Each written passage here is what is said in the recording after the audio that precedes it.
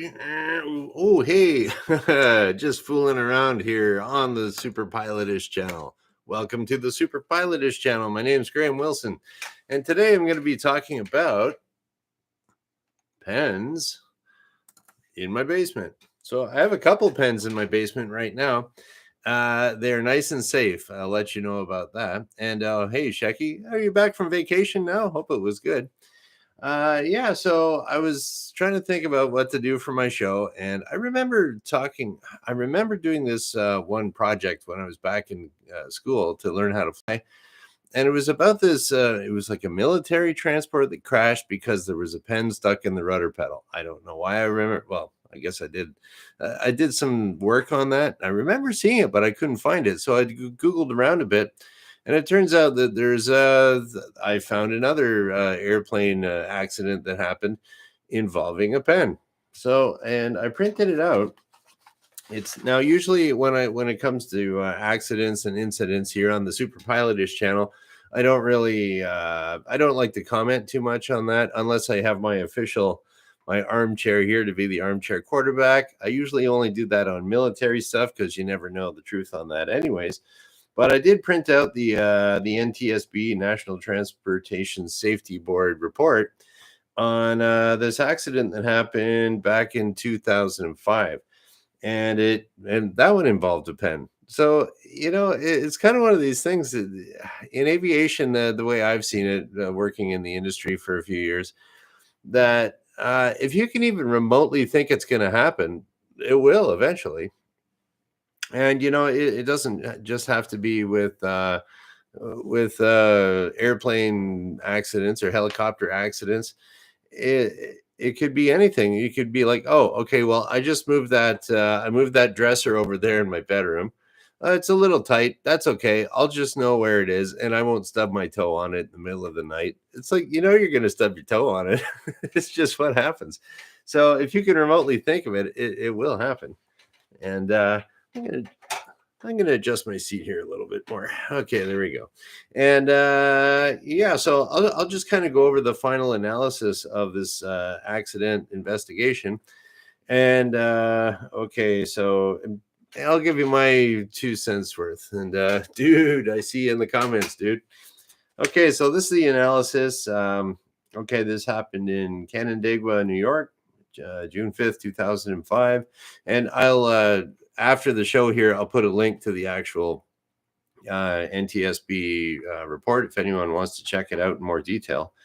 And so it looks like the aircraft damage was substantial. The injuries were one serious, one no injuries. So, okay, so there's 2 people on board the plane. So here's the official analysis, and I can totally see this happening. Okay, the pilot / owner of the home-built airplane began the takeoff roll. All right, so here he is. He's taking off on the takeoff roll. This is my tail dragger KD-12X Mark II. Okay, okay. The actual airplane involved was a Vans RV-8, which looks surprisingly like the KD-12X Mark II. It's a tail dragger, and there's someone sits in the front and in the back, so it's got tandem seating like that. Okay, at rotation, the airplane pulled hard to the left and pitched up more aggressively than a standard takeoff. So he's coming along like this, tail comes up, and at rotation speed, so he speeds up like this a bit, and then it was about 60 knots. And then rotation speed, that's where you start pitching up and you take off. So it pitched up more aggressively than a standard takeoff. The pilot applied full down elevator, so it pitched up like this, and then but the nose wouldn't come down. Okay, the airplane then pitched nose down, and the pilot applied full up elevator, so it went up too much. He went he jammed the stick forward, and then it went down like this. Okay, and then the pilot applied full up elevator, and then the airplane attained a level pitch attitude prior to ground contact. So it kind of ballooned up like that. He pitched it down and then got it back, and it just kind of slammed on like that. When asked about the performance and handling of the airplane, the pilot owner said everything was perfect with the engine. He added that about the time of the rotation, he felt a bump, and surmised that he had struck a runway light or that a wheel brake had locked. It could happen, maybe. I don't know if he was on the center line okay. If he was on the center line okay, then he wouldn't be hitting a runway light. But I think what happened was that he was kind of heading towards the edge of the runway. So that's why he might have thought there was hit a runway light. Examination of the airplane revealed an ink pen lodged beneath the rudder bar. So he had a pen and was stuck in his rudder. So that would explain why on the ground he couldn't steer as much. Maybe veered off to the left. Okay, right. The pilot owner said he routinely stored pens unsecured on the ledge next to his right knee.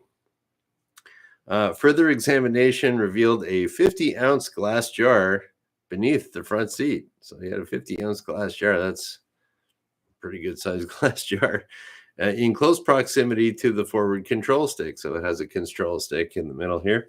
The jar's lid displayed indentations that the pilot said had not been there prior to the accident. He said the jar was kept there in the airplane as a relief container and that it was placed on a ledge unsecured prior to the takeoff. So there we go. So the guy is like, yeah, I'll just put this jar here. If I gotta take a whiz, I just got the jar right there under my seat. Okay, and I just leave my pen up here. Well, okay, and then so that's kind of how it happened. And I've seen it lots and lots and lots of times where you got a pen and you get into a plane and there's a bunch of pens, just someone forgets it. And where I used to work, I was guilty of that all the time, just like whatever, put the pen over in the door handle or even up in the corner of the dash or something like that. But I never I was lazy about that. It happens to everybody. But it was now I'm going to try to justify my bad actions. Okay, you probably shouldn't have been doing that. But but everyone does it, so it's one of those things that can cause an accident. And I have seen it too, where especially on the Piper Tomahawk, where you got a pen and someone drops it, or I don't know if I've ever dropped it. I've definitely had students drop it, and there's a little trim wheel there, and it's open to the inside of the fuselage, and the pen goes right down there, and it's gone. So it's rattling around underneath the airplane there. Well, underneath the airplane, this is where all your control cables and everything go underneath here. And so it'll be maybe, I don't know, for your elevator back here or your rudder pedals. That's all controlled by, depending on the airplane, cables, or it could be just, metal linkages. But there's usually some cable in there somewhere. And cables have pulleys. And if you have a pulley, the pen can get stuck in the pulley, and, it can be kind of bad. So, and then if you got a great big piss jar hanging around underneath your seat, well, that's not really the best either. Imagine if it was full and that happened when he came into land. Ooh. Okay, let's try not to be too gross here. But hey, that's part of life, is that even in the older I don't know, training airplanes, I know for sure in the T6 Texan, or in Canada we call it a Harvard. They do have a relief tube in the plane. So if you're up there doing a big long training mission and you had too much coffee that morning, there's a tube you can use, and it would go back out, and it would just go at the back of the airplane. And there's other fighter jets have that too and stuff like that. So it's kind of interesting. And then you're thinking, how does that work with female pilots? Well, they usually wear some kind of a diaper, basically. So, all right, we're getting a little gross here, but that's nature. It's part of flying. And, it is a consideration. If you really got to go and you're trying to concentrate on landing, that'll affect your landing performance. So, okay, so what now? The whole thing behind the accident investigation stuff, it's not really to cause blame. It's to find out, okay, what's the root cause? What really caused this, and how can we eliminate that from happening in the future? And I mean, the track record is totally there, that with all these reports over years and years and years, that the aviation safety gets better and better and better and better, because they learn one little thing from here and here and here. And then I also found that I didn't print it out, but I was in my research for this, I found that somebody actually did on certain models of Airbus jets that they found that when they were doing their, usually you got to do like a free controls free check, but at some point before taking off, and they noticed that the rudder pedals were kind of stuck. Like they were still working, but there was a lot of extra friction that shouldn't be there. Then they found out there was a pen stuck in the rudder pedals of these Airbuses, and it happened more than once. So the engineers took that incident and they developed on those Airbuses a special cover so that the pens can't fall in there. And so there you go, accident prevented right there.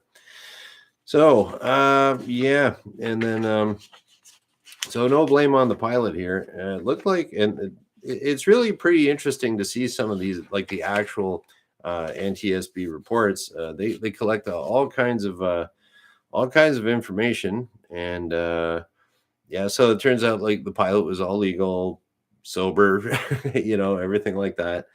It sounded like a really awesome airplane. A Vans RV8 had a IO 360 Lycoming engine, 200 horse. That thing would be a screamer, man. That'd be a fun plane to fly.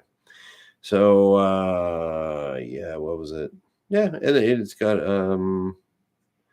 okay. Oh, they had a emergency locating transmitter in there that did activate when it crashed, but was not needed. So I mean, there's yeah, very interesting.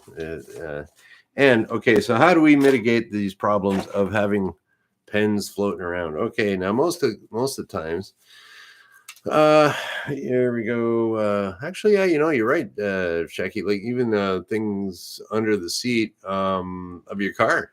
How many times have you hit the brakes and something goes rolling out from underneath the seat of your car? Now, I usually keep my car pretty clean, so that never really happens to me. But I have seen it where you know, uh, maybe on the passenger seat, passenger has like I don't know, a juice bottle or something, and then you jam on the brakes, and hey, where'd that come from? So if that gets behind, you're right, Checky. Like if it gets around your throttle or the gas pedal or the brakes, you could be in trouble there. You get like a juice bottle stuck underneath the brake pedal, you're gonna be hitting somebody. So yeah, I mean, just to keep your airplane uncluttered is a good thing. Same with your car.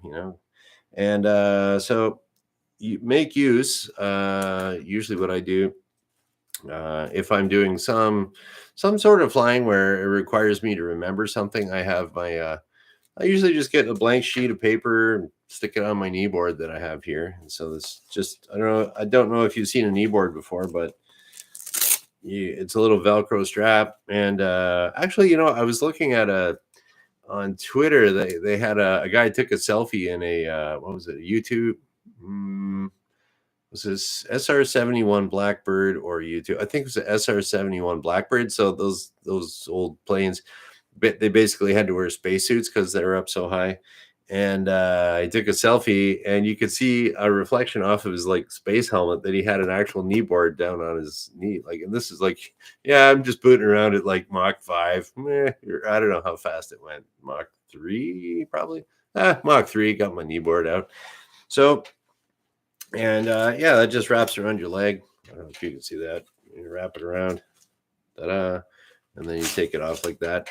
So yeah, but all these knee boards, they do have they have a little attachment there to keep your pen in. So I always keep it, use that. You do all your writing.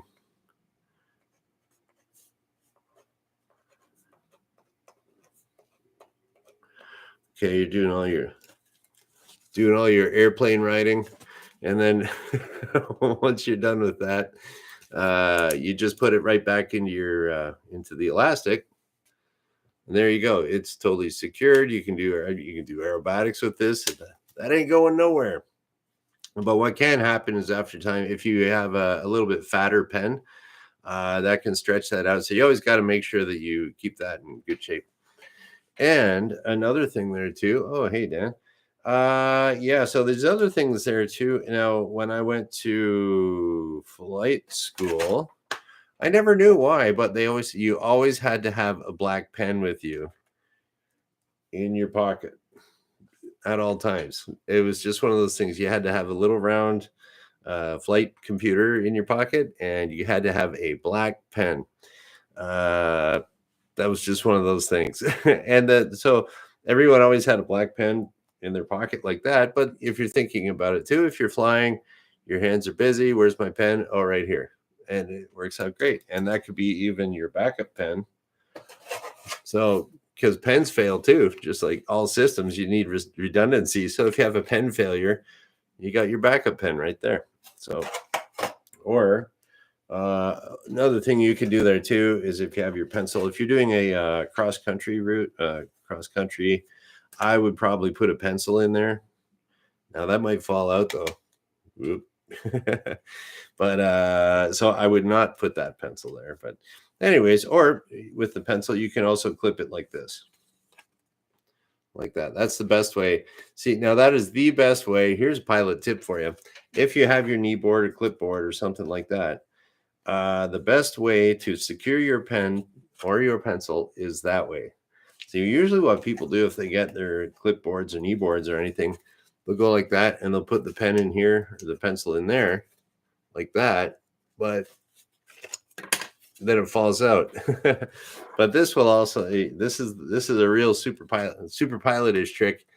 Keep it under your clipboard like that, and that ain't going nowhere. So okay.